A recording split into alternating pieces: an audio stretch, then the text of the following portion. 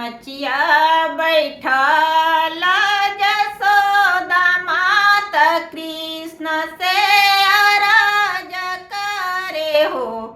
कृष्ण दूरी खेला न जानी जाई खोजाना तोहरो के जई है हो। ए कृष्ण दूरी खेला न जानी जाई खोजाना तोहरो के जई है हो।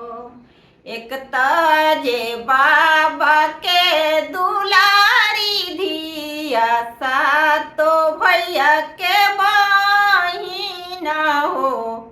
ए कृष्ण तीसरे में स्वामी के सोहागिन खोजाना तोहरो के जई है हो।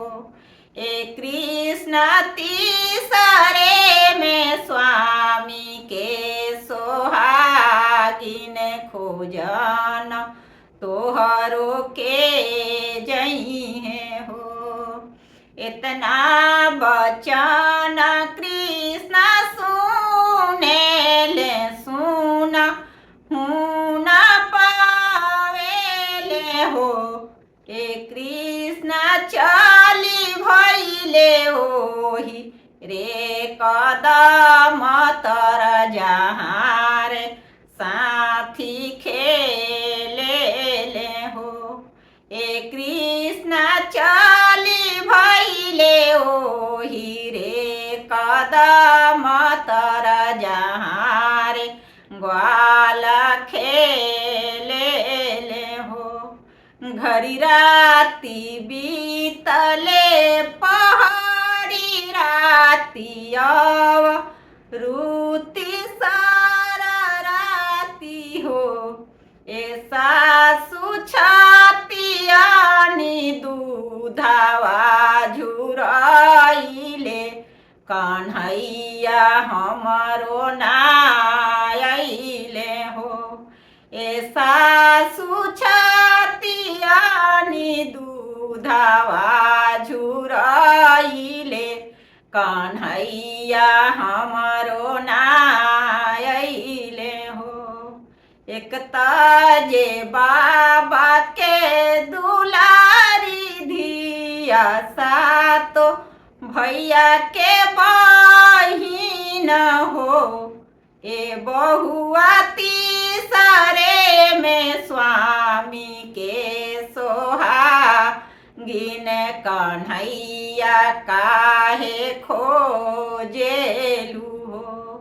ए बहुआ तीसरे में स्वामी के सोहागिन कन्हैया काहे खोजेलू हो। इतना बचन जसोदा सुनेली सुन हूँ न पावेली हो।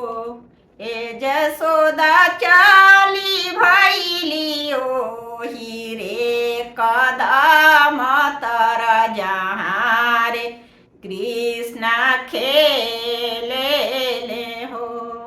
ए जसोदा चली भैली ओही रे कदम तर जहाँ रे कृष्ण खेले ले हो।